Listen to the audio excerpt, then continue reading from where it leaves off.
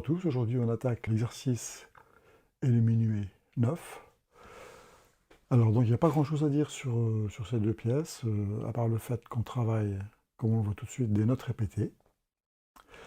La structure c'est encore pratiquement une structure de blues avec le 1, le 4 à la cinquième mesure, le 5, le retour au 4 et le retour au 1. Ce qu'on peut dire sur l'exercice comme sur le minuet, c'est qu'on fait un petit passage sur le 5 à la seconde mesure.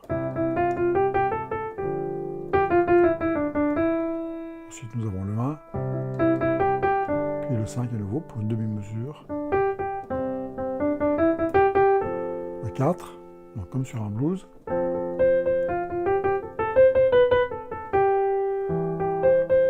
Le 1, le 5 à nouveau. Le 5.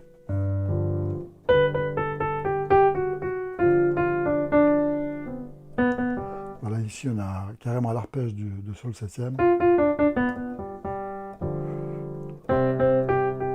1, le 5. Voilà, donc on respecte le 3, quasiment la structure du blues, sauf qu'on a évidemment, on n'a pas un seul accord de septième, ni à la main gauche, ni à la main droite. Concernant la façon de jouer, pour moi c'est clair que c'est ternaire. Alors maintenant on peut soit le jouer se créer un petit challenge, soit le jouer long et court, long et staccato, ou l'inverse.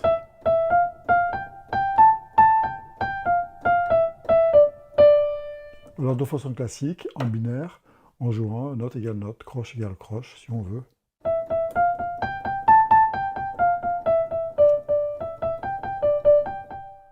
Voilà. Il y a une remarque dans le livret concernant le doigté qui est presque étonnante quand on voit certains doigtés. Je regarde où c'est indiqué.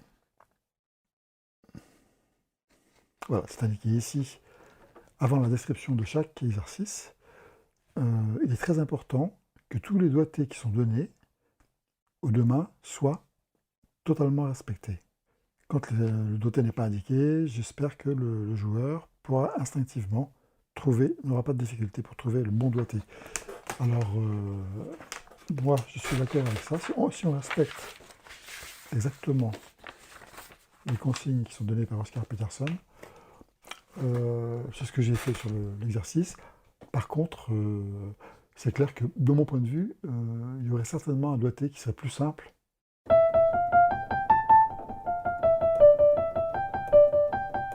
Par exemple ici, plutôt que de démarrer par le 2 et passer le 1 aussitôt,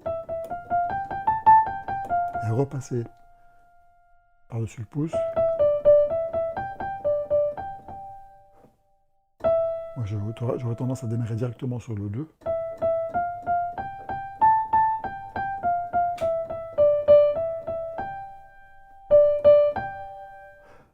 À la deuxième mesure donc, du troisième système, ce qui est indiqué, c'est 1, 1, 3, 3, 5, 5, 3, 3, 3, 3.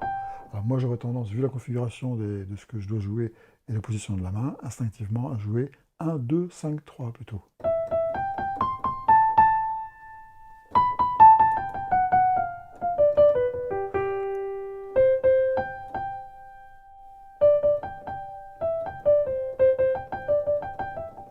Pour le reste, je suis d'accord avec le doigté. C'est pas la première fois que je remarque dans ces livrets de Oscar Peterson des doigtés qui sont parfois vraiment, vraiment bizarres, vraiment même difficiles à tenir. Et en fait, je n'avais pas fait attention à cette remarque. Je l'ai découvert il n'y a pas longtemps. Et alors bon, s'il faut respecter le doigté, respectons le doigté.